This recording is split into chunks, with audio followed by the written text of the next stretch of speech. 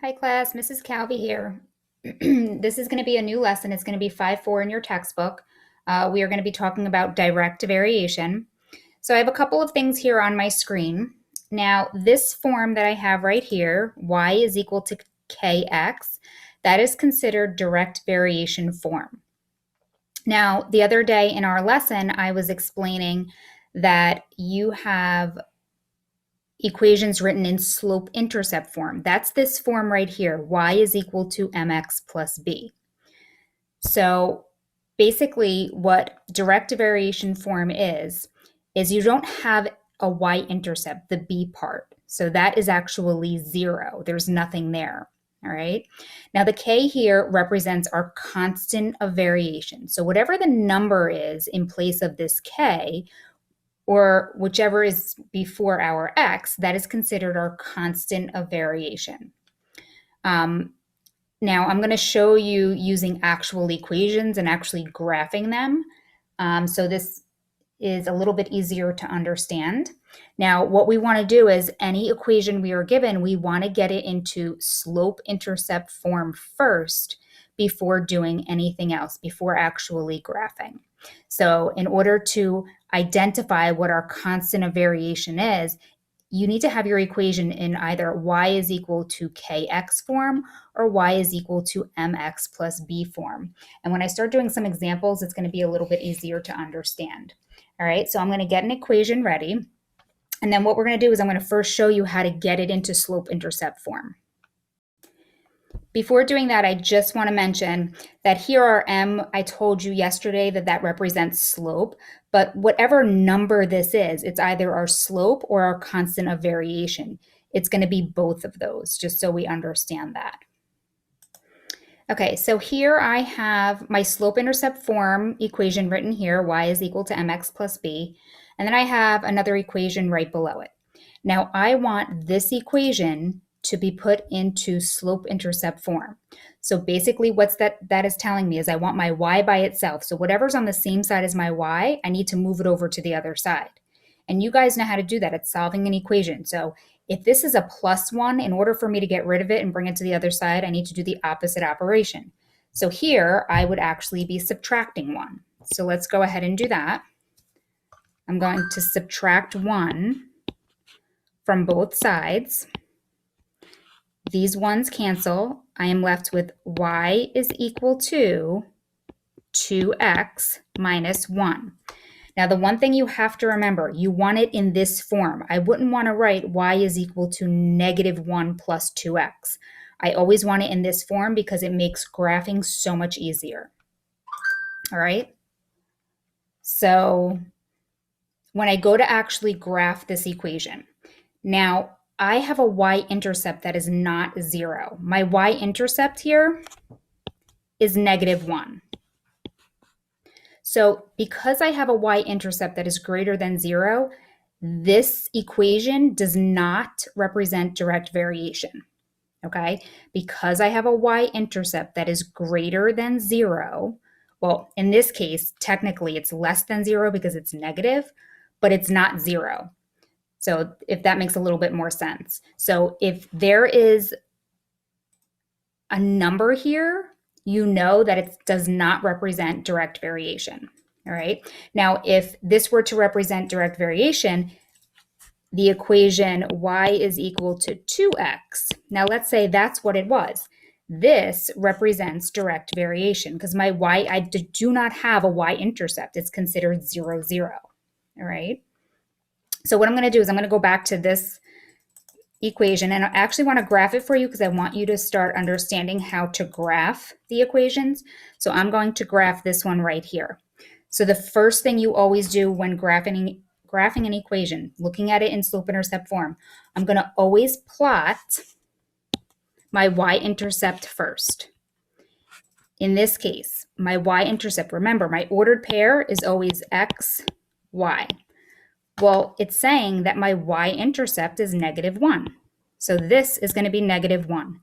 The x is always going to be 0. So I'm going to plot 0, negative 1 first. And then, based on yesterday's lesson, we're going to use our rise and run from our slope to plot our second point. So let's first plot this point, 0, -1.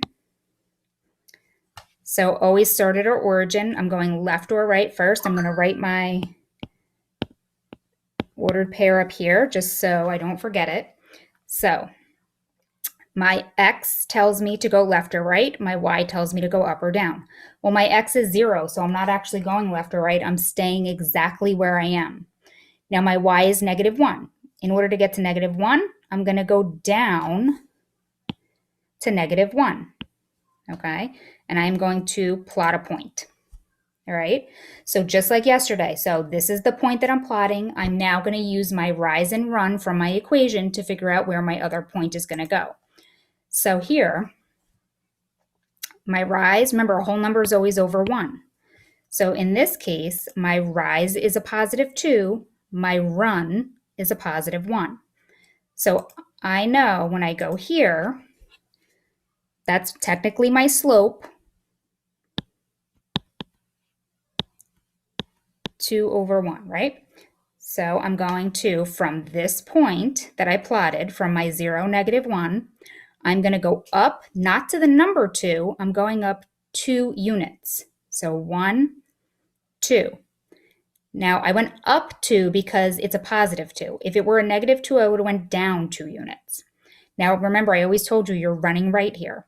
So I'm going to run right 1 unit and plot my point. I also told you it's always better to have as many points as possible. So from that point that I just plotted, I'm going to go up 2 units again, write 1, plot another point. Up 2 units again, write 1, plot another point. Now, if I wanted more points down here, if you remember from yesterday, I'm going to do just the opposite. So from this bottom point, I'm going to go down 2 units and left 1. Down 2 units, left 1. Down 2 units, left 1. Okay, so this gets me a much more accurate line for me to graph. And then, of course, you would then go ahead and graph it. You would extend your line all the way through, and arrows on both ends because those go out to infinity on both sides. All right, so I just graphed an equation in slope-intercept form. So remember, this was my equation. Let me write it down here. I changed it into slope-intercept form, and it ended up being y is equal to 2x minus 1. So what did I do? I plotted my y-intercept, which I did here. I plotted 0, -1, and then I used my rise and my run to find my other points. All right, it's very simple. Graphing using slope-intercept form is very simple. So now let's go back to if we had an equation and it was in direct variation form. Let me show you how that works. Okay, so let's say I had this equation. I, again, want to get it into slope-intercept form. That means I want my y on the left side and everything else on the right side. So in order for me to get that y to be a 1, because remember, I can't have it as anything greater than 1. So it needs to be 1y, which is the same thing as y. So remember that. 1y is equal to y. I need to get rid of this 2 and bring it to the other side. So how am I going to do that? Well, this is multiplication. The opposite of multiplication is division. So I'm going to divide both sides by 2. Now, trick here. I do not want to divide my x by 2. And they actually do show you in your textbook that you would do this. I don't do it that way because it's very confusing to students. So what I'm going to have you do, I don't have a number in front of this x, but there's a number there. What number would it be? It would be 1. So I'm going to put my 1 there. And when I go to divide by 2, I'm going to divide the 1 by 2, not my x. All right? So now these 2 cancel. Those 2's cancel, and I'm left with y is equal to 1/2 x. Okay? So if you notice, I do not have a y-intercept. There is nothing here. So that means the point that I'm going to plot when I go to graph is actually 0, 0, your origin. Once I plot 0, 0, I'm then going to go use my rise and my run to plot my second point. So very simple. So this equation represents direct variation because I do not have a y-intercept after I change this into slope-intercept form. Now let's go ahead and graph this. So let's go to our coordinate plane. I'm going to plot, remember, y-intercept always gets plotted first. I don't have one, so I have to plot 0, 0 because I do not have a y-intercept. So I'm going to come here. I'm going to plot my first point at 0, 0. Hold on. Make it a little bit bigger so you can see it. So I'm plotting 0, 0. And then I'm using my rise and run. So it was y is equal to 1/2 x. So y is equal to 1/2 x. All right. So my rise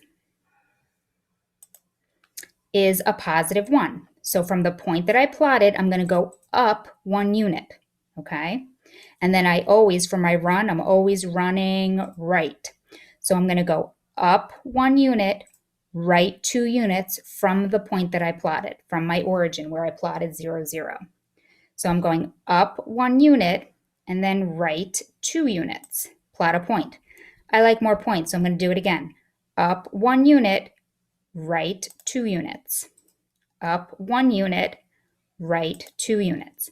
Now I also like more points down here, so I'm going to do just the opposite from this bottom point. I'm going to go down 1 unit, left 2. Down 1, left 2. Down 1, left 2. And then you can go ahead and actually graph your line with a straight edge. You would do this with, of course, on paper. Now, remember, I said that the number, or in this case, the fraction before my x, is known as my slope. So this is known as my slope, but it's also known as my constant of variation, right? Now, you only have a constant of variation when your y-intercept is 0, when you don't have one, all right? So when I had the equation, I forget what the other one was. If it was y is equal to 1/2 x plus 3, if this were my equation, I don't have a constant of variation. I only have a constant of variation when I do not have a y-intercept, okay? So if this were my equation, and the question in the book asks you, what is your constant of variation? Your constant of variation is 1/2. All right. Now, if the question says, does your equation represent direct variation?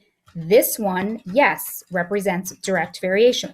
This one does not because it has a y-intercept. All right. Now, the one thing about your number before your x. So I mentioned direct variation form is y is equal to kx. Your k can never be 0.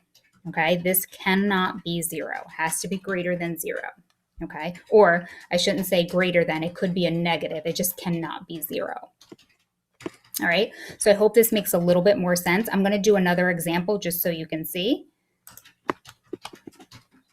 Before I go to another example, I just want to practice reviewing, identifying positive and negative slopes. So when we graphed this line, if you notice, the slope was positive in my equation. Was my line positive? Yes, from left to right, it's going up to the right. So that was a good check. Okay, so I want you to be able to tell me whether these equations represent direct variation. And if they do represent direct variation, I want you to be able to tell me what the constant of variation is. Now remember, you have to remember, these need to be in slope-intercept form for you to identify whether they are in direct variation form and to identify what the constant of variation is if it is in direct variation form. So if you notice, equation 1, it's already in slope-intercept form. The y is all by itself. I have my slope with my x and then my y-intercept. So right away, I can tell whether this represents direct variation or not. And in this case, This does not represent direct variation. And it's because I have a y-intercept that is not 0. I have a y-intercept. All right, so this does not represent direct variation. Now, number 2, I need to actually get it into slope-intercept form first, because if you notice, I have an 8 in front of my y, and I want it to just be y. So if you remember, how am I going to do this? This is multiplication. The opposite of multiplication is division, so I'm going to divide both sides by 8. And I divide the number on the right side by 8, leaving the x by itself. So these 8s cancel. Y is going to equal 2/8 x. Now, many of you might be thinking, well, I can simplify this. Well, you can. You can also say that it's y is equal to 1/4 x. Either or is fine. So looking at, I'm just going to leave it as y is equal to 2/8 x right now, so you're not confused. Now, does this represent direct variation? The answer is yes, because I do not have a y-intercept here. So this represents direct variation. If your answer is yes, you then need to tell me the constant of variation. The constant of variation is what is before your x. So in this case, it is 2/4, or you could put the 1/4. Typically, we always simplify, so I would put the 1/4 here. All right, so being able to identify whether an equation is in slope-intercept or represents direct variation is important. You need to know how to do that. All right, I'm going to just do 2 more examples of graphing for you. I just wanted to do one more example of changing an equation into slope-intercept form, such as this one. So we want only the y on the left side. So right now this is division. So what we want to get rid of is this x, and the opposite of division is multiplication. So in this case, you would multiply both sides by x. These x's would cancel. Y is equal to 2/3 x. Then you would need to tell me whether this represents direct variation. The answer is yes, because I do not have a y-intercept. You would then have to identify the constant of variation, and the constant of variation is the 2/3. So the 2/3, or technically what your slope would be, is your constant of variation. All right, so I'm going to go ahead and graph this one to show you. So being I do not have a y-intercept, I'm going to plot 0, 0. I will then use my rise of 2 and my run of 3 to plot my second point. So 0, 0 is my first point because I do not have a y-intercept. Now, it was y is equal to 2/3 x. So from this point, I'm going to go up 2 units. Remember, I'm not going up to the number 2, I'm going up 2 units. It just so happens I land at 2, but always remember, this is moving in units. So up 2 units, and I'm always running right. In this case, I'm running 3 to the right. 1, 2, 3. You know me, I want more than 2 points. So up 2 units, right 3 units, okay? Up 2, right 3. I want more points down here. I'm going to do just the opposite from this bottom point. I'm going to go down 2 units, left 3 units. Down 2 units, left 3 units. And then you would go ahead and graph your line extending all the way through with arrows on each end. This is a positive slope. This is a positive slope. So that's a good sign. All right, this is a really good example. I want to show you how to get this into slope-intercept form. All right, so because this does have a y-intercept, it's not where I want it to be, but they do have one. So watch exactly what happens here. This is a really good example. I need to get my y to be with a 1 in front, right, by itself. So I need to get rid of this 3. So I'm dividing the left side by 3. I have to divide everything on the right side by 3. So the 15 gets divided by 3. The 6 gets divided by 3. All right, so whatever you do to the left side, you have to do to every number on the right side. So here, these 3's cancel. My y is by itself. That's what I want. I'm going to work here first because you know you want this to be listed first. So integer rules are coming into play.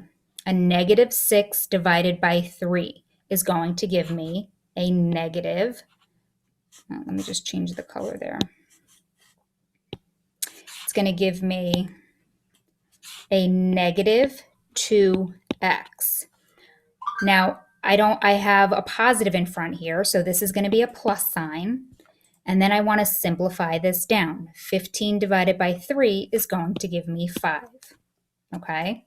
So I had to divide by 3 on the left side to get the y by itself. So I have to divide every number on the right side by a 3. Now here I can go ahead and graph this. This does not represent direct variation because I have a y-intercept.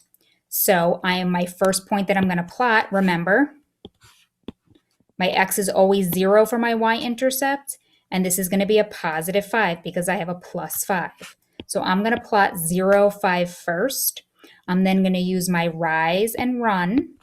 Now, if you notice, my rise is negative, so that's going to tell me I'm going to go down 2 units, right 1 unit. So let's go ahead and graph this quickly. Okay, so I have our equation here, and I have our y-intercept. So we're going to plot 0, 5.